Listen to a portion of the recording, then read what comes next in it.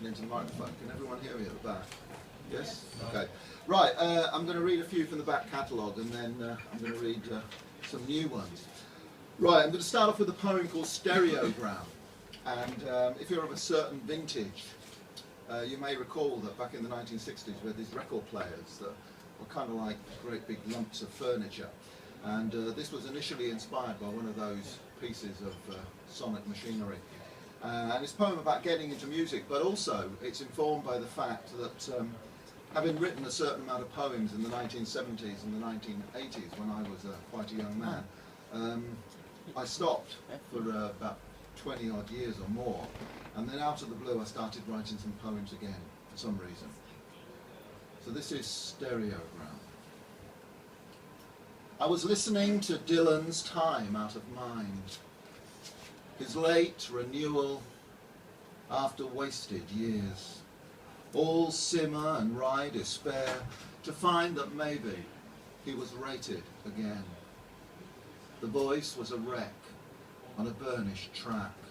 The song's a palimpsest of antique blues. In the end, the words will come if they have to, like music that's ghosted by echoes stored in a phonograph's horn. Remembering now, stereogram. Was that what we called it? It was more like a sideboard than a sound machine, with its glossy veneer and gilt trim. Its clunking, drop-down front revealed a deck and storage, a radio that warbled and seethed.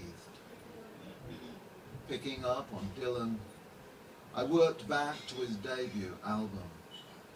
On the sleeve, he was just a kid, dressed like a vaudeville hobo, yet seemed to dig deeper than most.